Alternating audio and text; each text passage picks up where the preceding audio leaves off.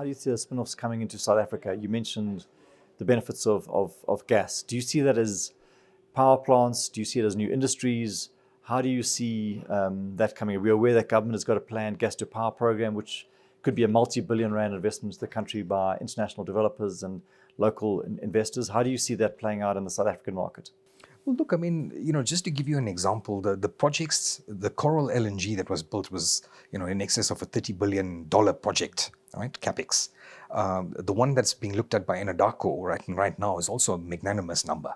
So I think, and there's just, we talk about political risk, we talk about, the region being extremely risky, etc. But, all of the internationals are still showing remarkable interest in the region and in these projects, right? The funders that are actually coming into these projects are not just local regional banks, but the big international commercial banks, DFIs, all showing interest here, right? So I think without any doubt or without any hesitation, what you will find is, new industry being created. Right? So if you look at from gas, you're looking at petrochemical plants. You're looking at, it would be silly to use gas purely for power generation.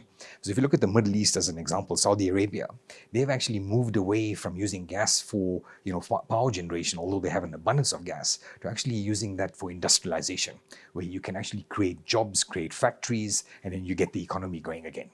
So I think that's the future. I mean, we've got too many case examples of that elsewhere in the world, and I foresee that that's exactly what's going to happen. Certainly, there could be pipelines as well, right? Gas being piped. Although what you've got to remember is that the cost of a pipeline, takes into account a few things, right? So one, the cost is directly proportional to the terrain and the slopiness of the land, etc.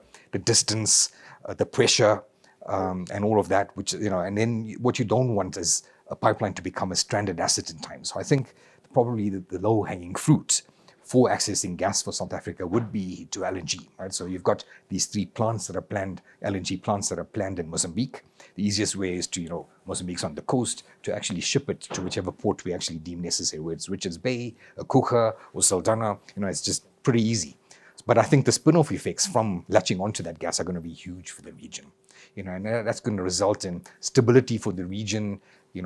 People don't have to keep running into South Africa. You're going to keep Mozambicans in Mozambique. They already have a staggering GDP at the moment, right? And, this is just going to culminate in them wanting to remain in their own home countries.